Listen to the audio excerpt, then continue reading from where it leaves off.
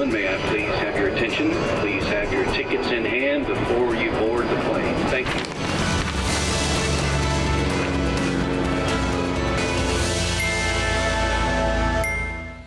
Hello and welcome. I'm Johan Castell and you're watching Wings. On the show today, Songkran or Thai New Year, celebrated with a splash across Thailand. Spring harvest season festivals in India. Exploring a luxurious hotel in Alula, Saudi Arabia. The latest updates from Cambodia and cherry blossom season in Japan. Let's begin. Last weekend marked the Thai New Year, and the streets of Bangkok were packed with revelers, soaking each other for the world's biggest water fight. Songkran is one of the most festive times of the year for visiting Thailand, and the much-loved festival lasts for several days.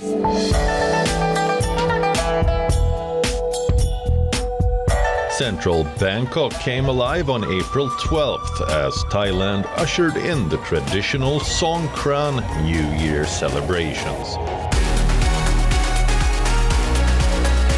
Colourful floats representing different provinces paraded through the streets, setting the festive tone.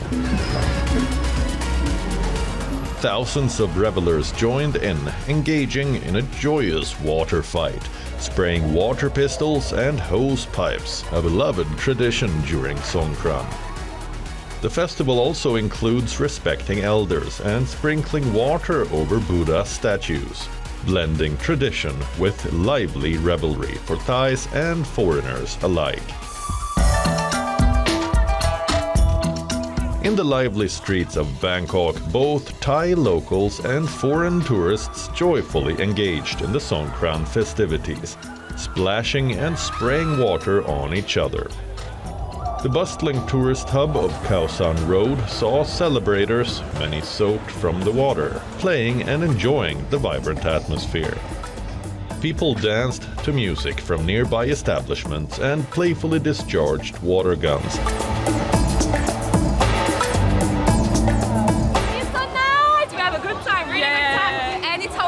In Bangkok, so we're super exciting about it. Yeah. We arrived yesterday in Thailand and it's amazing to be here for the festival.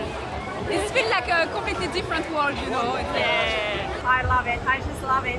Everyone here just enjoying life, dancing together, singing together, having fun. Yeah, definitely coming back for Songkran. I think it's really fun. The place is really lively and I enjoy it so much. Songkran, the Thai New Year holiday, spans 5 days from April 12 to 16. This beloved festival was recognized by UNESCO in December 2023 and included in the representative list of the intangible cultural heritage of humanity. With the start of the spring season, many cultures across India celebrate the harvest season and the beginning of a fresh new year. Our next story covers 2 recent celebrations that bring in the new year with a touch of tradition. Spring is the season of harvests, happiness and more. In India, many cultures across the country celebrate the new year during this season, some of which also coincide with crop harvest. Let's look at some of these cultural celebrations. Baisakhi is a popular spring festival that marks the beginning of the Sikh New Year in April, and the day also marks the start of the harvest season. It is celebrated with much pomp and enthusiasm, especially in Punjab and northern India. And for many, Baisakhi is also the day to worship the Vaheguru, or the divine being, do community service and seek blessings. In India's northern cities, worshippers recently offered prayers at holy shrines to celebrate this auspicious day. In Amritsar in the Punjab state, devotees assembled at the Golden Temple, the most sacred shrine of Sikhism, took holy dips in the pond and offered gratitude to the Almighty. This is a very auspicious day. Farmers reap their harvest and they feel happy. The spring season arrives. Happy Baisakhi to everyone.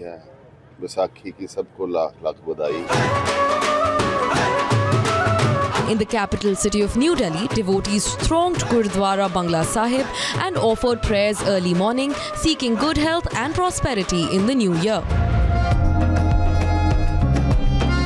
Bohag Bihu is the Assamese New Year that falls in mid-April every year. Also known as Rongali Bihu, it is a 7-day fiesta with different traditions and rituals for each day. The first day is called Garu Bihu and is dedicated to cattle worship. It was recently celebrated with special rituals in Guwahati, Assam. We worship cows because we believe that they have qualities of 330 million gods and goddesses. Through the worship, we make our heart and natural surroundings stronger. Observing a sacred cleansing ritual, people gathered with their cattle by the local pond to bathe them and pray for their well-being. We bring cattle here and bathe them in the pond, following some traditions in our Assamese culture. So we bathe them and also take a bath ourselves and take care of them. We pray to God for the cow's longevity and happiness. The regional folk dance, Bihu, was also enthusiastically performed, all to express gratitude for a bountiful harvest and wish for a prosperous year ahead. We had the opportunity to visit Alula a few months back. Let us show you what we experienced on the ground in Saudi Arabia.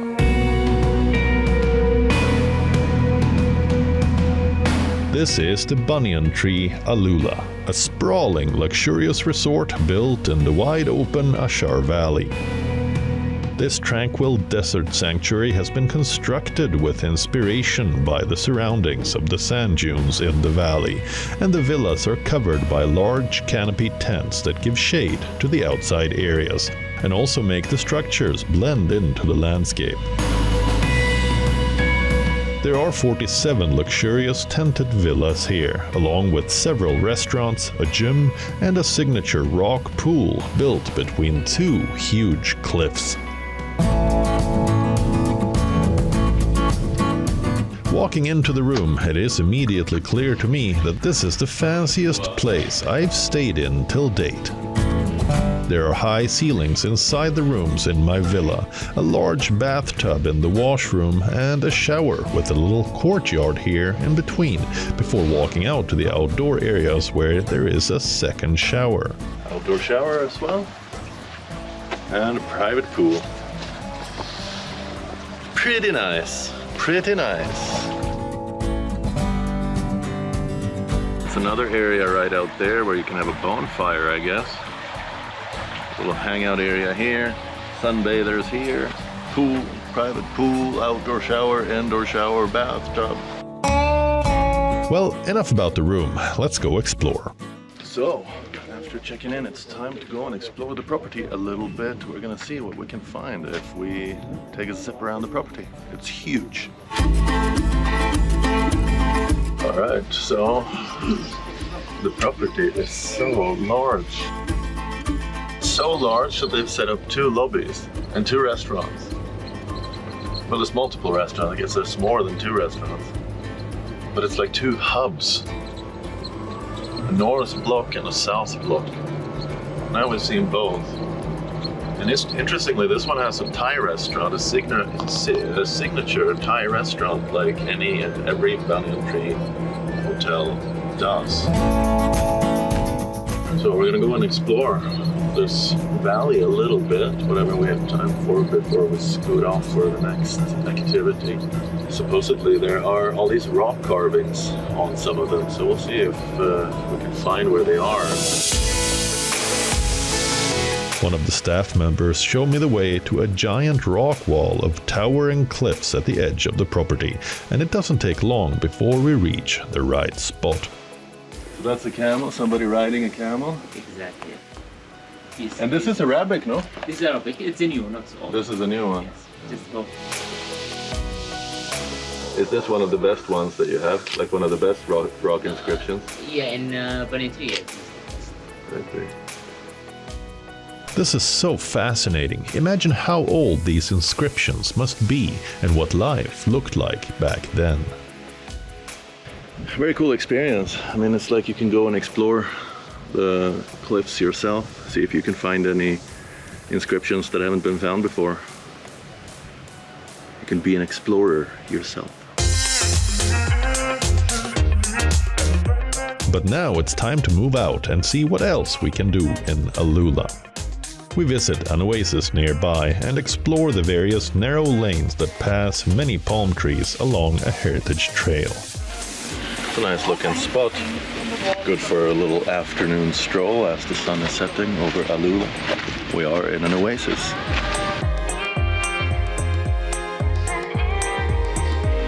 That way to the heart of the oasis. We're going down the heritage trail along the Orange Road, and there's quite a lot of ancient structures here. Old mud walls, and well, it's quite a cool spot.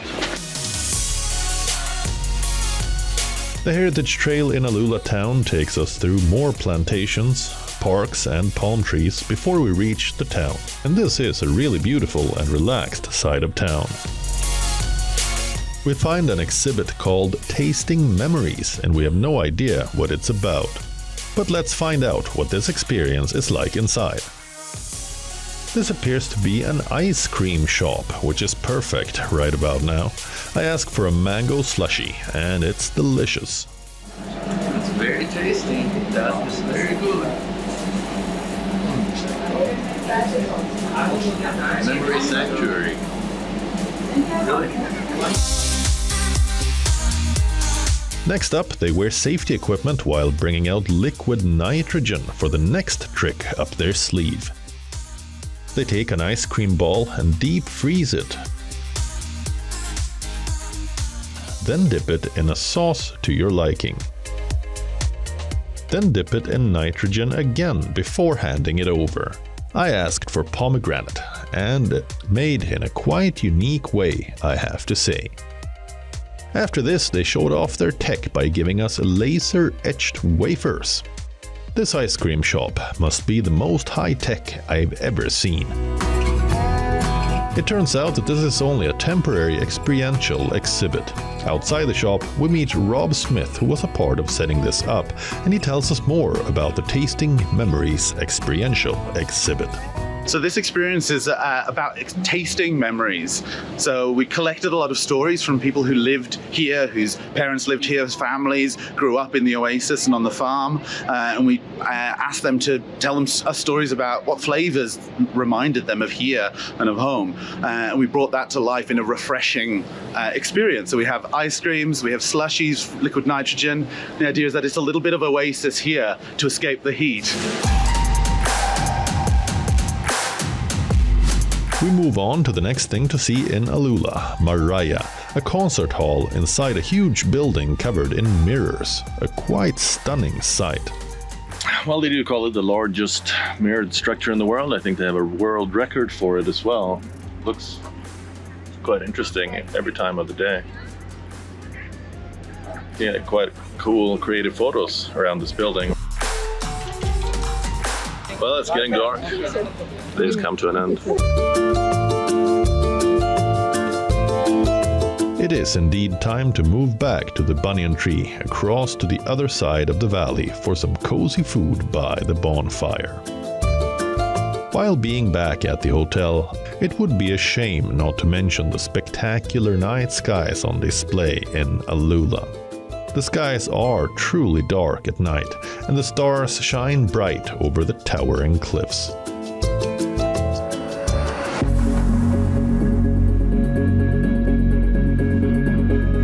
The sunrise and mornings can be equally stunning, and in such settings, getting enough sleep can be tough if you want to make the most of your time. I go for breakfast at the giant buffet in the restaurant and enjoy it outside. Before I leave, the final thing to do is to explore the valley on bicycle.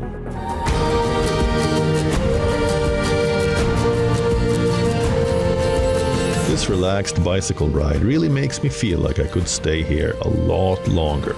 Some quiet time, some relaxation in a fully serviced private resort. And I really wish I had more time to explore this place properly. Perhaps one day I can return with more time on hand. Until next time, Alula. Cambodia is all set to welcome more tourists to Angkor Wat, who can now fly into the international airport in Siem Reap. Let's look at the latest tourism updates from Cambodia.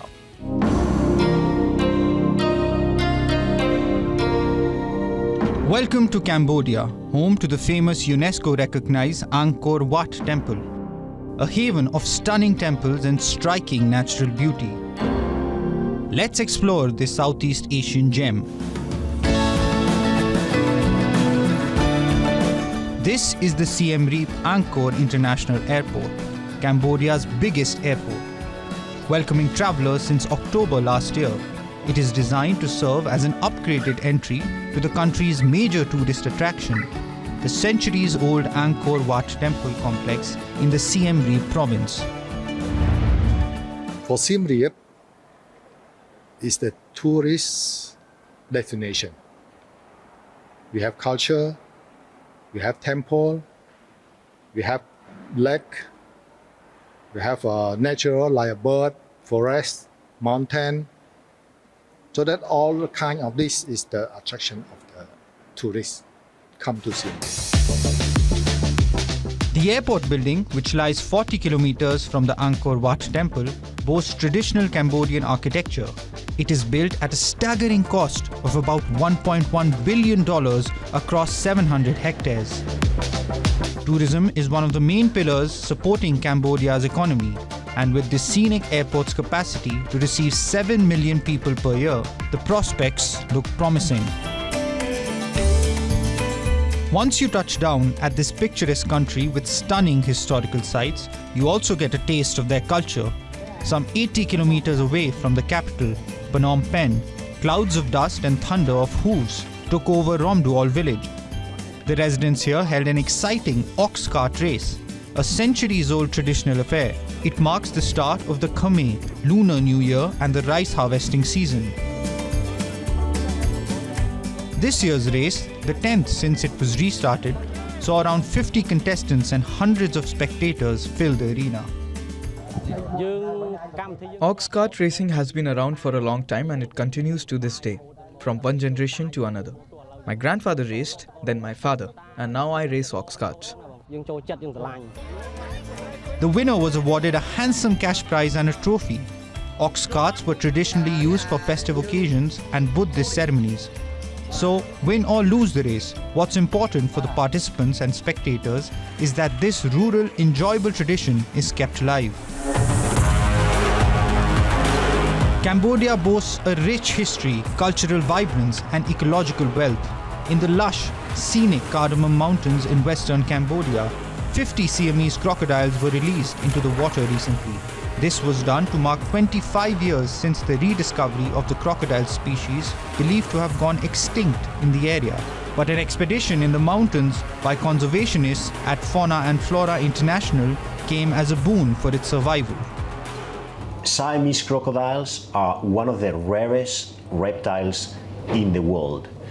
To help with its recovery, we are releasing them in very remote sites in the Cardamom Mountains, a jungle area where the species can be safe. And we are doing this because it is an important species for the ecosystem. As a top predator, it contributes to maintaining the ecosystem health. Siamese crocodiles are considered one of the world's rarest reptiles and is critically endangered. But the species is also significant for spiritual reasons. Indigenous communities and ethnic minorities in the Cardamom Mountains, like the Chong, believe crocodiles can bring good luck and that killing or disturbing them can bring misfortune. Culturally, it is considered to be sacred by indigenous peoples in that landscape. And so the recovery of the species is essential from an ecological as well as cultural perspective. Let's fly to Japan, where the famous Sakura or cherry blossom season is in full bloom. Every street is colored pink and white, capturing everyone's attention. Watch our next story for one of Japan's most famous attractions. A sea of pastel pink and white. The famous Sakura cherry blossoms have at last arrived in Japan. Cherry blossom, locally known as Sakura, is perhaps Japan's favorite flower. It usually reaches its peak in late March to early April. This season is the first time in 7 years that Tokyo has welcomed the Sakura full bloom in April. Thousands of tourists ensured they captured these famous blossoms as they continued pouring into the country to spot them. Cherry blossom season is one of the very well-known season throughout the year. So, of course, a lot of guests from overseas is coming here to see a cherry blossom, the busiest season of the year. Cherry blossom season is a particularly cherished time of the year for the Japanese. For many, it symbolizes the start of spring and new beginnings. A temperature drop delayed by the full bloom this year, but the wait finally paid off for many eager travelers. So every day we kept waiting for the cherry blossom bloom, and I think when we saw it full bloom, I think a couple of days back, it was very beautiful. Towns and cities are all painted in pink and white. Streets lined with cherry blossom trees are decorated. Public areas are decorated with a wash of pink, and food outlets expand their menus and products to suit the flower season. But this time, there is a bonus for the visitors. I came to Japan in this season mostly for the cherry blossoms, but also because it's colder where I'm from, it's very hot already, so it's nice to come for the weather. For those still wanting to catch these magnificent flowers in their full glory, you can visit Sapporo on the island of Hokkaido, where they are set to reach their peak bloom around the 28th of April. Make sure you take advantage of this site before the Sakura season ends. That's all we have for you on the show in this week's program, but we'll return with another Wings episode next weekend. Until then, it's me, Johan Castell, signing off. Goodbye.